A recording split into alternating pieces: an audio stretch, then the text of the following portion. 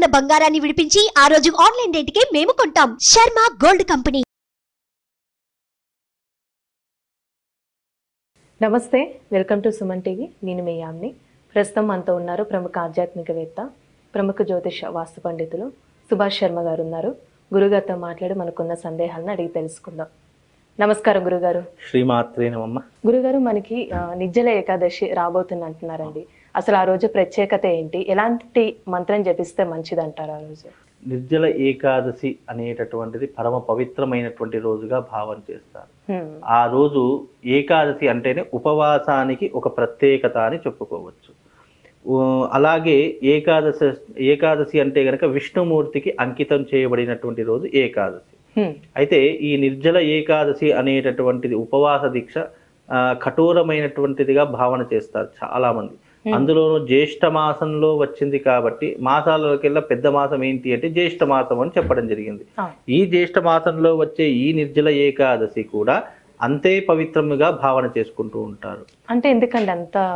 అంటే ఎందుకు అని అంటే గనక మామూలు ఏకాదశి రోజులలో కంటే ఈ ఏకాదశికి భిన్నం ఏంటి అంటే, మామూలు ఏకాదశిలో మామూలుగా మనం అల్పాహారం చేస్తూ ఉంటాము, నీళ్లు తాగుతూ ఉంటాము, మజ్జిగ తాగుతూ ఉంటాము, పళ్ళ రసాలు తీసుకుంటూ ఉంటాము, ఏదో మన శక్తి కొలది ఏదో ఒకటి మనం తీసుకుంటూ ఉంటాం. కానీ ఈ నిర్జల ఏకాదశి రోజు కనీసం పచ్చి మంచినీళ్లు కూడా ముట్టుకోకుండా కఠోరమైనటువంటి దీక్షతో చేసేటటువంటిదే ఈ నిర్జల ఏకాదశి. అంటే నీరు కూడా ముట్టుకోకుండా చేసేటటువంటి ఏకాదశి ఈ నిర్జల ఏకాదశి అని అర్థము. అయితే ఈ ఏకాదశి రోజు సోమవారం వచ్చింది కాబట్టి చాలా పరమ పవిత్రంగా భావన చేస్తారు. అంటే ఇది విష్ణుమూర్తికి అంకితం చేసుకుంటూ సోమవారం వచ్చింది కాబట్టి ఎప్పుడైతే ఏకాదశి సోమవారం వస్తుందో, ఏకాదశి వచ్చినటువంటి సోమవారం నాడు శివుడికి అభిషేకాది క్రతువులు ఎవరైతే ఆచరిస్తారో సిరి సంపదలతో తొలుతోగుతారని చెప్పేసి మనకు ఈ యొక్క ఎన్నో రకాలైనటువంటి విధి విధానాల్లో చెప్పడం జరిగింది. మామూలుగా ఏకాదశి అంటే విష్ణుమూర్తికి పూజ చేస్తారు, చాలా విష్ణుమూర్తికి చాలా మంది పూజ చేస్తారు. అంటే సోమవారం వచ్చింది, ప్రత్యేకమైనటువంటి వారం వచ్చింది కాబట్టి శివారాధన చేసుకోవడం కూడా. శివకేశవులు ఇద్దరు వేరు కాదు, ఇద్దరు ఒకటే. కాకపోతే ఏంటి అంటే ఇది పర్టికులర్గా సోమవారం వచ్చింది కాబట్టి శివారాధన చేసుకోవడం పరమ పవిత్రంగా భావన చేసుకుంటూ ఉంటాము. తద్వారా ఏమవుతుంది, ఇప్పుడు వైష్ణవులు ఏం చేస్తారు, విష్ణు యొక్క ఆలయానికి విష్ణు దేవతను ఆరాధిస్తారు. శైవులు ఏం చేస్తారు, ఏకాదశి సోమవారం వస్తే కనుక శివారాధన ఎక్కువగా చేస్తుంటారు. అంటే దీంట్లో కూడా భిన్న భిన్న అభిప్రాయాలు అనేటటువంటివి ఎక్కువగా ఉంటూ ఉంటాయి. కాబట్టి ఏకాదశి, నిర్జల ఏకాదశి అనేటటువంటిది ఉపవాస దీక్షకు పెట్టినటువంటి పేరుగా భావన చేసుకుంటూ ఉంటాం. ఆ రోజు ప్రత్యేకంగా, అంటే ఎవరికీ తెలియనట్టు తాంత్రిక విద్య ఒకటి చెప్తాను.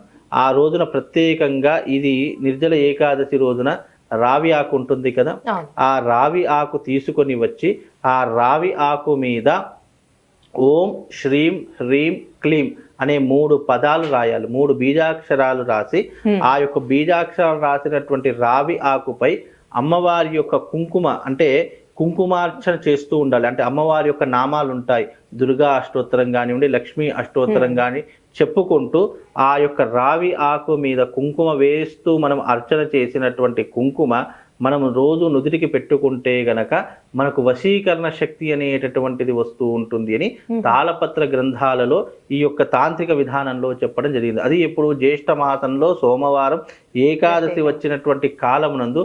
అది కూడా ఎప్పుడు చేయాలి, రాత్రి 9 నుండి 10 గంటల ప్రాంతంలో ఆ యొక్క కుంకుమార్చన చేసినటువంటి కుంకుమ ధరిస్తే ఆ కుంకుమ వశీకరణ శక్తిగా మారిపోతుంది అని చెప్పేసి కొన్ని తాళపత్ర గ్రంథాల్లో చెప్పడం జరిగింది.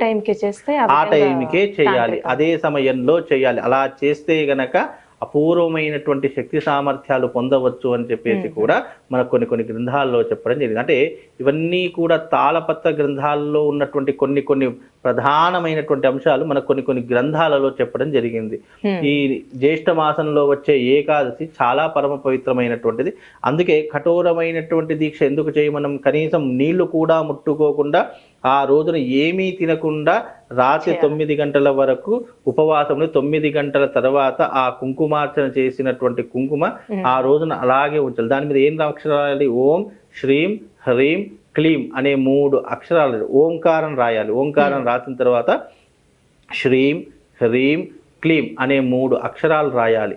ఈ 3 అక్షరాలు రాసి దానికి కుంకుమార్చన చేసినటువంటి కుంకుమ దుర్గా అష్టోత్తరం కానీ లక్ష్మీ అష్టోత్తరం కానీ తీసుకొని ఆ కుంకుమార్చన చేసినటువంటి కుంకుమ మనం నుదిటికి పెట్టుకోవడం ద్వారా మనం ఎవరు కోరుకుంటే వాళ్ళు వశీకరణం అవుతారు అనేటటువంటి భావన ఆ యొక్క గ్రంథాల్లో చెప్పడం జరిగింది. అంటే ఇంకా ఎలాంటి సమస్యలకి పరిహారం ఉపయోగపడింది? చాలా విశేషమైనటువంటి సమస్యలు. ఏకాదశి అంటేనే పరమ పవిత్రమైనటువంటి రోజుగా చెప్పుకోవచ్చు.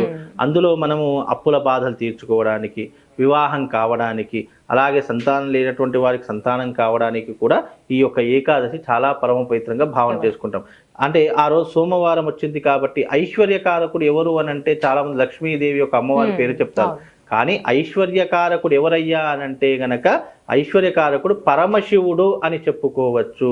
పరమశివుడే ఐశ్వర్య ప్రదాత. ఇక్కడ లక్ష్మీదేవి కాదు ఐశ్వర్యాన్ని ఇచ్చేది, శివుడే ఐశ్వర్య ప్రదాత అని చెప్పేసి మనకు శివపురాణంలో, మార్కండేయ పురాణంలో కూడా చెప్పడం జరిగింది. నీకు డబ్బు రావాలన్నా, డబ్బు సంపాదించాలన్నా దానికి ప్రధానమైనటువంటి కారణం లక్ష్మీదేవి కాదు. లక్ష్మీదేవి చంచలమైనటువంటి స్వభావం కలిగినటువంటి తల్లే కాబట్టి ఆమె ఒక దగ్గర స్థిరత్వం ఉండదు. నీ దగ్గర డబ్బు స్థిరత్వంగా ఉండాలి, నువ్వు ఐశ్వర్యకారకుడి కావాలంటే నువ్వు పరమేశ్వరుని యొక్క ఆరాధన చేసుకోవాలని సనాతన ధర్మం తెలియజేసింది. కనుక ఈ నిర్జల ఏకాదశి రోజున ఎవరికైతే సంతానం లేదో వాళ్ళు శివుడికి చక్కెరతో అభిషేకం చేయాలి. అలాగే ఎవరికైనా ఐశ్వర్యం కావాలి అని అనుకుంటే గనక మారేడు దళ 108 మారేడు దళాలతో శివుడికి అర్చన చేయాలి. అలాగే ఎవరికైనా వివాహం కాలేదు, వివాహం ఆలస్యం అవుతుంది, వివాహం చేసుకోవాలి అని అనుకుంటే గనక వాళ్ళు పంచామృతంతో శివుడికి అభిషేకాది క్రతువులు చేయాలి. అలాగే వాళ్లకు జీవితంలో ఉద్యోగం కావాలి, ఐశ్వర్యం కావాలి, విదేశీ యోగం కావాలి అని అనుకుంటే గనక చెరుకు రసముతో వాళ్ళు అభిషేకం చేయాలి. ఈ రకమైనటువంటి పదార్థాలతో అభిషేకం ఈ ఏకాదశి రోజున చేస్తే, నిర్జల ఏకాదశి రోజున చేస్తే తప్పకుండా వాళ్ళకు అనుకున్నటువంటి కోరికలు సకాలంలో నెరవేరుతాయి అని చెప్పేసి కూడా మనం చెప్పుకోవచ్చమ్మా. అంటే ప్రత్యేకంగా ఏమైనా మంత్రం అంటూ ఉందా అంటే ఆ రోజు జపించడానికి? నిర్జల ఏకాదశి రోజున ఏదైనా మంత్రం జపించుకోవాలి అని అనుకుంటే గనక దానికి తప్పకుండా అమ్మవారి యొక్క మంత్రం ఉపదేశం ఇస్తాను. ఆ మంత్రం చదువుకోండి. ఆ మంత్రం చదువుకోవడం వల్ల మీకు అనంతమైనటువంటి ఎన్నో రకాలైన సమస్యల నుండి మీరు విముక్తి పొందవచ్చు. ఆ మంత్రం ఏంటి అంటే గనక మీకు వీలుంటే రాసుకోండి. నమో దేవ్యై మహాదేవ్యై శివాయై సతతం నమః, నమ ప్రకృత్యై భద్రాయై నిహతాం స్మరతాత్తతా అనేటటువంటి మంత్రాన్ని చదువుకోండి. తప్పకుండా మంచి స్వభావం మీకు కలిగేటటువంటి అవకాశాలు ఎక్కువగా ఉంటాయమ్మా. చాలా చక్కగా తెలియజేస్తారు గురుగారు. అలానే పరిహారం కూడా తెలియజేసినందుకు మీకు ధన్యవాదాలు.